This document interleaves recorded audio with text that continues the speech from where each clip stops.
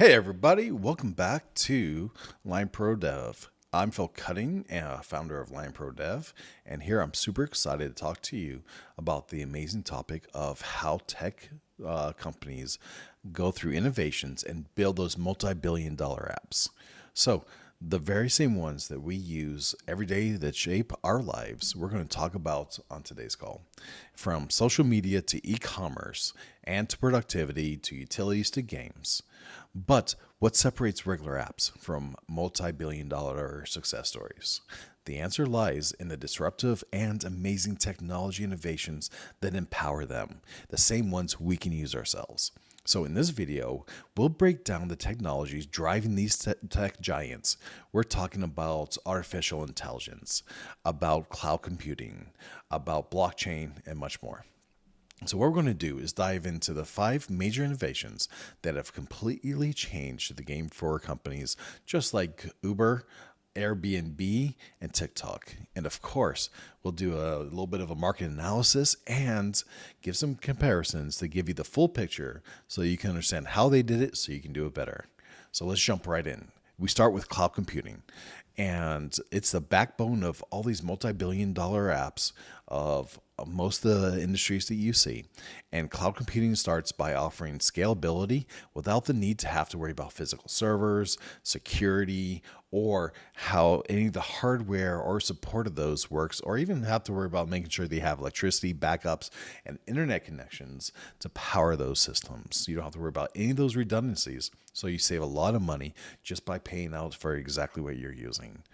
In my opinion, this is one of the best deals of the century. Companies can expand their app user base from just hundreds to millions in minutes if you plan your architecture right. Some examples are like Uber uses Amazon Web Services, also known as AWS, to scale globally and in real time so they can expand with special events locally, or they can contract the needs that they have. They don't have to have all these servers all the time, make sure they hit the compute that is going to be used at any time in the year. They can rely on somebody else's systems, and Amazon has not failed us in this case. Now, they have been attacked before. There's been momentary outages. There is the concept of downtime, but Amazon's uptime is pretty amazing. Okay. Cost efficiency and security. So companies have to do either one thing. They have to create the infrastructure, the technical, the physical, and the security compliances that we need to maintain our certifications. We have to worry about people walking into a computer and stealing all the information off of it if they have direct access. With cloud computing, we don't have to worry about that because these guys have guys running around with machine guns, basically. So that is pretty safe. If you ever try to get into one of Google's or Apple's or AWS's, Amazon's server rooms, you don't know what I'm talking about. Of course, security, they take care of that. And they also have built-in security features inside the software itself. So not only do they take care of the physical security, but they're also taking care of the back-end security. Now, there's still things you have to do to make sure you're not being attacked with denial of service attacks or hacked brute force attacks, right? There's still a lot you have to consider, but you don't have to worry about the hardware level. So let somebody else deal with all that crap. Cloud computing services grew from 175 billion in 2018 to a projected 832 billion by I think the middle of 2025. And here's a quick little table. I want to show this off. And here's how market share comparison between AWS, Azure, which is Microsoft, and Google Cloud look. AWS has the biggest chunk at 32% for good reason, right? They're easy to go to, they're inexpensive, and they allow you a lot of flexibility. Azure is also an amazing system, and we like them when we want to have 27,001 certifications, and this is an ISO standard. That means we are complying with the highest levels of security. They have a lot of packages that just off the top make that easy. Google Cloud Platform is at 9%, and another 39% scattered out through other platforms, and those include A2. There's a bunch of systems that you wouldn't believe are built on top of AWS that you're getting charged extra for. They're providing extra services, but it's okay. DreamHost, I think, is built on top of AWS. I think HostGator has its own servers, just like A2, I believe, does. So there's a lot of options in the market for cloud services. So it doesn't have to be those top three. There's a lot of options in there, but each one has its kind of strengths and weaknesses that you need to be aware of so that you can go and make the best value for your system. Generally, this AWS at 30% is really where a lot of services end up, because they just have a lot of systems and a lot of services set up to make it easy for everyday stuff. Now, artificial intelligence and machine learning, we all have seen the rise of AI in the past few years, and it's amazing. I use it every day, right? Now, I don't rely on it for business, but it helps me role play. It helps me think through some things. It helps me edit and critique my content. So I think it's a powerful system that we're just going to learn to rely more and more on. Now, but the best thing about AI systems is that it helps personalize the recommendations that we provide and how we provide content to our users. Examples of this is TikTok's AI engine recommends videos based off of individual behavior. They recognize the patterns of what you're watching and how long things are on screen and how you respond, of course, if you're commenting and if you're creating content. It's also amazing in those regards.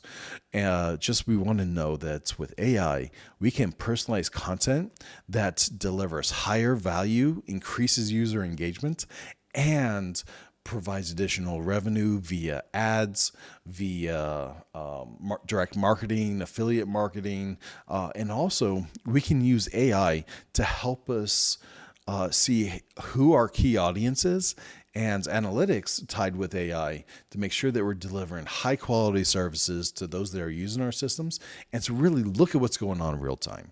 There is no way to get better interactions and have better feedback than combining analytics with AI and split testing, right? So we can talk more about that later.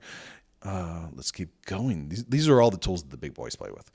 Automated customer service, AI chatbots, simultaneously handle millions of customer interactions very economically. If we look at what AirBNB does, is it uses AI to streamline customer service reducing the response time by over 50%. I've heard them boast higher, but let's go with that. When we're looking at mobile applications, it's estimated to grow as far as AI, estimated to grow from 8.2 billion from where we were in 2021 to 31.6 billion in 2026, just a few years from now. I think this is probably on track, and this might even be on the low end. We are anticipating some trillion-dollar companies coming up from what AI is able to produce for us. So I think we all want to be part of that.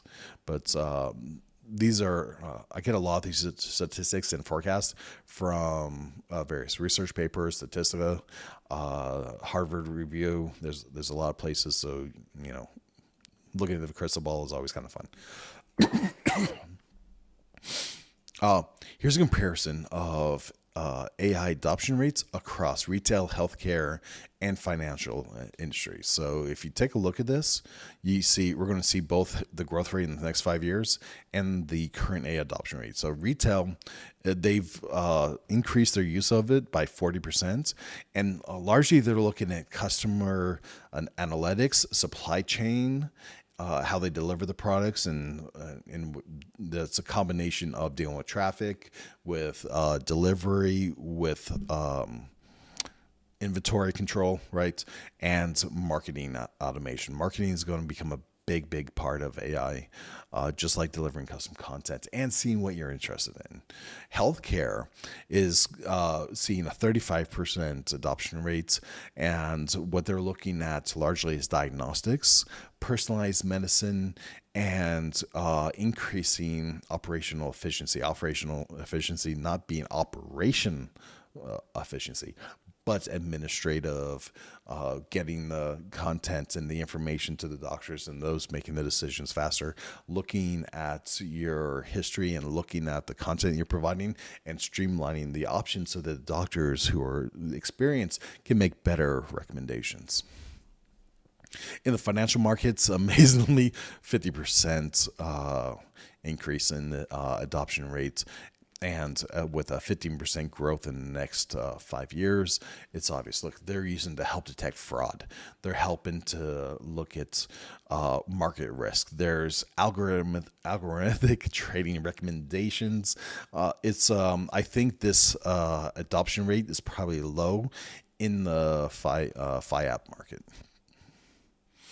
Okay, so blockchain is, just to give a real quick description, blockchain is a system that helps track the flow of transactions in a way that's encrypted and you're able to trace it back. Now, we believe there's privacy, but that's somewhat questionable with blockchain, right? What blockchain really does is make sure that multiple computers and systems are generally verifying that this information is accurate, and it's in a place that it makes it so that if data is corrupted or hacked, it's really easy to verify through alternative terms if it's accurate or not. So that's kind of like the big value of blockchain. And it's not just for finance, right? It's really being used in supply chains, right? So movement of money is one thing, right? But more importantly, like, what do we care more about, right? Delivering of the babies, our healthcare, making sure our supply chain is taken care of, right? To make sure it's going from one step to another and we're able to verify the previous stages, right? If guys ever had a baby and try to get in there and see that baby, right? We know it's way different than it was 20 years ago than it is nowadays. You have to have the bracelet, you got to go in there, they scan you, and they make sure that the father is scanned back to the mother, and they almost verify the birth for you. It's a joke. Let's see. Let's see. Walmart uses blockchain for the food supply chain and make sure that there's transparency in not only the delivery of the products, but if there's a problem with the products, that it goes back towards seeing where things came from. This is important in the case of, for example, spoiled egg salmonella, right? They know where down the chain this came from based off the batch in the future. And it's well protected and it's well organized. It's easy to manage.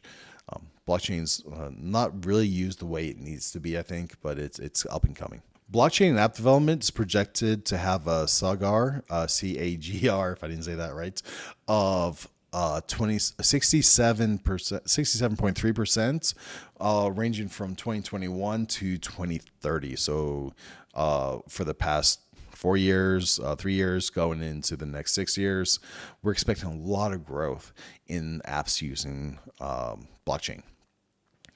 And what I want to talk about, have some fun. The next big thing that we're utilizing nowadays, and the big companies, is really not taking advantage, right?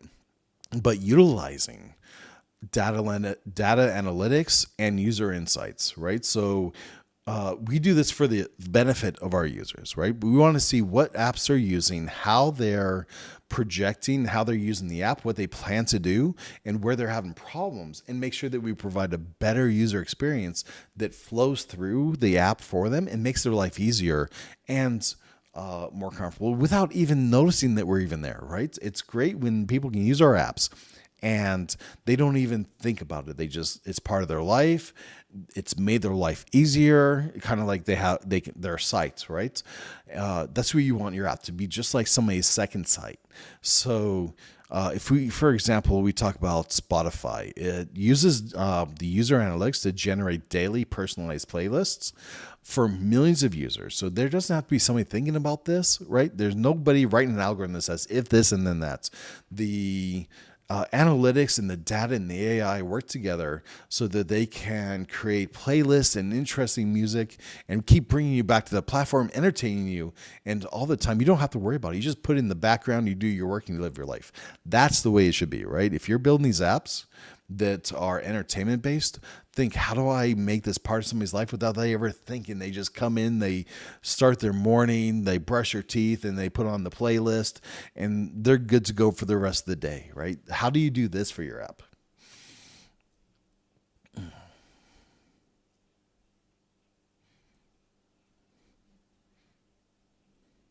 So the fun thing about data is that it helps reveals features that users want to engage with. It helps us know what features are not being used. Or sometimes we can even see an app that is being used, but people can't find it, right? So what good is this most amazing feature in the world if nobody knows how to get to it?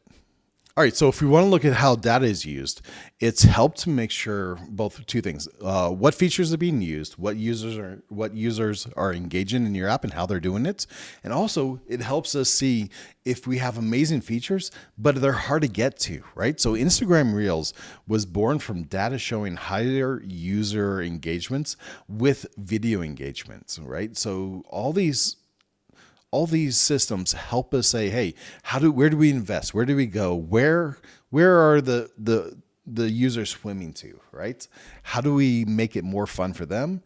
And the AI with great analytics is really where things are heading. I think I cannot express that high enough, right? And you marketing guys, you know what I'm talking about, right? So, in the global market, we're looking to have data analytics, right? If you're looking for a job, this industry is looking to grow $103 billion by 2027, right? So, next 3 years, the money I think is there. Coursera I think has some pretty cool apps, courses in that. I like them a lot. There's some other guys out there that really do some great training on that. So I recommend every entrepreneur and every software developer to really dive in to learn some good data analytics. Even if it's boring, right? Get some popcorn and have some fun with it. The next big thing that we have to look at is using APIs. All my clients that really know what they're doing, they say, Phil, what APIs can we tie into? Right. And I'm like, we can tie into all of them, right? Because we're rocking it, right? So here's the good thing about APIs, right? They allow us to communicate with other platforms and services. We rely on their technology and their hard work and all the efforts they put into the systems, and we can grow our stuff independently and not have to worry about some minor details. A lot of AI great APIs, voice to text or video or mapping systems or gosh, you name it, video editing, right? Video editing is one of the biggest things, right? You send an API the video, you give the instructions, and it processes it and sends it back, right? There's a lot of fun with this. Uber uses Google Maps API, and a lot of you guys will be using Google Maps API for real-time navigation, for business lookups.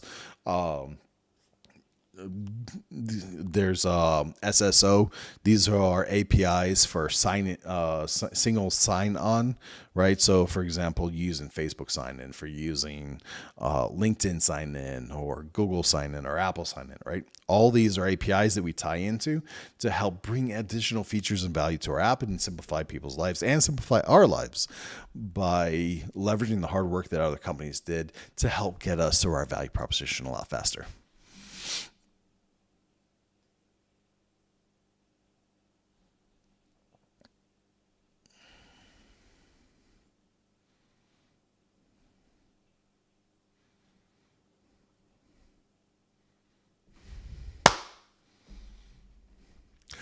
So the API management market is expected to reach 5.1 billion by 2023. So this is some old data, right? I am almost certain it's way past that.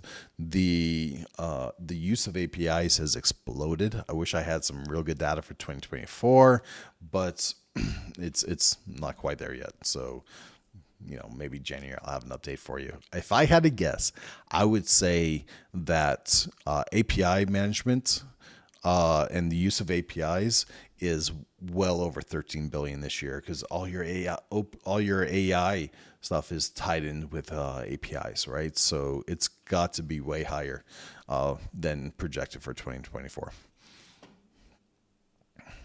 Okay. And guys, look, that's it. We've covered some of the technology innovations that are supporting multi-billion-dollar companies. And it's ranging from cloud computing, AI, blockchain, use of APIs when possible. There is downsides to those. You got to make sure you cover contingencies on those, but they're super powerful technologies, and they are disrupting the entire industry, transforming the way we work with other businesses, how we communicate, how we live our daily lives, and how we use apps today. So I hope this has been a lot of fun for you guys. Don't miss the next video series. We're going to discuss the most critical habits of successful entrepreneurs, right? You want to make sure that you stay tuned. So leave some comments below. If you agree with me, disagree, I want to hear from you. I would love to know, guys, what your favorite APIs out there are. I'm not talking about Stripe. I'm not talking about OpenAI. I can go with OpenAI. If you give me OpenAI, tell me which model is your favorite model, right? This is kind of fun. And I love to hear your guys' thoughts, right? Make sure you're subscribed, hit that notification bell so that you don't miss out on the next video, Disruptive Innovations playlist, and stay innovative. Have fun, guys, and keep rocking it. Until next time, Phil Cutting, signing off.